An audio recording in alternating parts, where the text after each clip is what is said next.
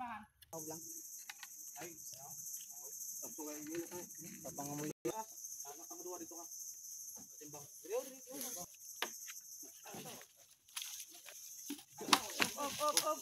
Ano?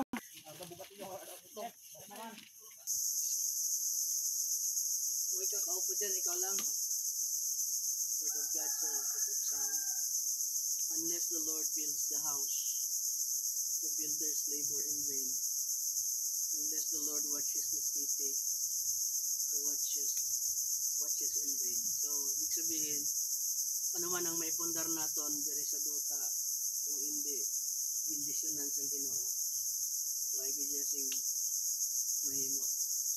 So, kailangan natin ang bendisyon sa Ginoo, kailangan natin ang pag-upod ni Lord sa tanan nga ginahimo natin. And importante na i-acknowledge natin si Lord Perme, kasi ini nga mga bagay gintugyan ini sa inyo dahil alam niya na mapagkakatiwalaan ka mo. Isa ini sa mga gift ni Lord na dapat natin ingatan, dapat gamitin sa tama, at dapat mag-glorify ang Ginoo sa resulta sa inyo.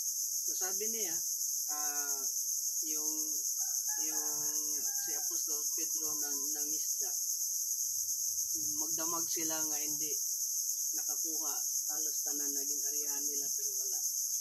Pero sang ginupdan sila ni Jesus, sabi ni Jesus, ihulog ang inyong lambat. Sabi ni Pedro, mareklamo pagid siya, tapos nakamida. Pero sang nagsunod sila sa Ginoo, awas ang ilakuha. Anong gusto i-imply? Mas kinano naton kapaninguha kung hindi naton kaupod ang Ginoo, wala gid sing patutunguhan. Kumbaga, sayang lang ang aton pangabudlay. Pero kung kaupod naton si Lord, alam naton kung ano yung pinapahimo sa Ginoo. Lahat ng blessing idugang niya ara sa inyo. Kasi kung marunong pa yung sumunod sa Panginoon. So today, aton ini i-bless, pangayoon naton ang pagbendisyon sa Ginoo sa sining pabot. Kaupod si Janjo, mga muyo kita. Aton salamatan si Lord kag pangayoon naton sa Ginoo protection. Pero kag syempre ang damo-damo nga kuha sining panagat. Let us pray. Panginoon, ginasalamatan ka namon Lord sa kaayo mo. Salamat Ginoo sa blessing mo sa mag-asawa. Kag ginapangayo namon Ginoo sa sining nga tinion ang imo Lord God pag upod sa pagpalawod sa sining Ginoo nga bangka, kaupod si Janjan nga mo magadala sini. Lord, we ask for your protection. Ipalayo mo Ginoo sa mga anuman nga hindi maayo nga plano sang amon kaaway para ma-destroy ang mga pagkatiwala mo sa imong mga anak.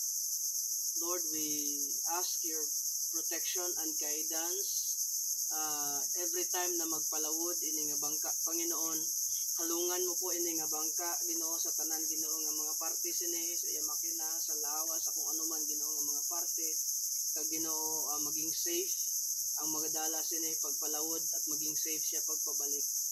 Lord, we claim sa imong mga pulong na ang kabuganaan ihatag mo Ginoo sa imong mga anak na marunong sumunod. And Lord God, this is a way of showing Lord na kami nagasunod sa imo dahil ina-acknowledge namon nga ini Lord hindi Ginoo sa tagiya kundi sa imo ino nga imo gin pagkatiwala sa ila. Salamat Panginoon, padayon ikaw nga mag-bless sa mag-asawa.